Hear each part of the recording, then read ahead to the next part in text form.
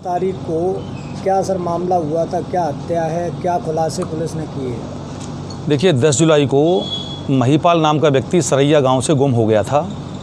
उसके परिवारजनों ने काफ़ी उसकी खोजबीन की, लेकिन जब वो नहीं मिला तो फिर वो 19 तारीख यानी कि 19 जुलाई को थाने पर आकर के उन्होंने उसकी गुमशुदगी लिखवा दी थी।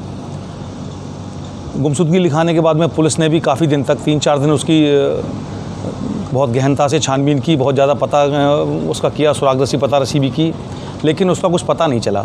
तो फिर 22 जुलाई को जो गुमशुदगी लिखी गई थी हमारी 19 तारीख में, उसी को 364 आईपीसी के मुकदमे में परिवर्तित कर दिया गया और फिर सुराग रसी और पता रसी की गई। तो फिर संदेह के आधार पर रविंदर उर्फ दुन्ना, सतीश उर्फ छोटे, संजीव उर्फ संजू और मालती उर्फ मालाश्री को संदेह के आधार पर उठाया गया और जब उनसे कड़ाई से पूछताछ की गई तो उन्होंने अपना जुर्म कबूल किया और उन्होंने कहा कि महिपाल को हमने 10 जुलाई को ही मार करके, और वीरेंद्र का खेत है वहाँ पे, तो वीरेंद्र के खेत के पास में एक नाला बह रहा है, उसी के किनारे गाड़ दिया है।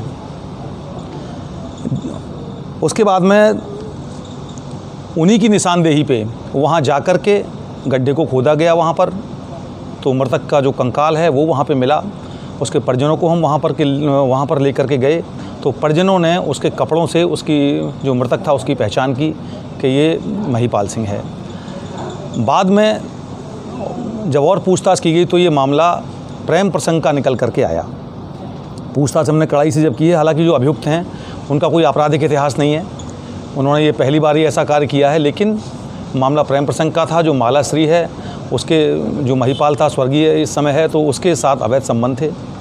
और इसी प्रकार से जो दूसरा व्यक्ति हमने पकड़ा है रविंद्र उर्फ दुन्ना, उसके साथ भी उसके इसी तरीके के प्रेम प्रसंग थे। तो और एक बार पहले भी महिपाल उसके घर में कूद चुका था, जो निश्चित तौर पर उसके परिवारजनों को बहुत अच्छा नहीं लगा था, तो उसके परिवारजनों ने ही मिल करके और ये महिपाल की हत्या करके वहाँ पे दबा दिया था। आगे की कार्रवाई की जा रही है। सर, इस घटना में अंजाम देने वाले कोई औजार या किसी प्रकार के हथियार बरामद हुए? नहीं, चूँकि हथियार से उसका कोई लेना देना था नहीं, चूँकि गला दबा करके उन्होंने एक्सेप्ट किया है कि हमने उसको गला दबा करके मारा था, तो गला दबाए जाने में बहुत ज़्यादा किसी हथियार की आवश्यकता है नहीं। शराब पिलाने के बाद में किसी का गला दबा दोगे तो हथियार की बहुत ज़्यादा आवश्यकता पड़ती नहीं है। तो इन्होंने जो कबूल किया है उसमें गला दबा करके मारने के लिए इन्होंने इस बात को कहा है। डेड बॉडी को निकाल करके और पंचायतनामा की कार्रवाई करने के बाद में PM के लिए भेज दिया गया है। आगे की कार्रवाई की जा रही है।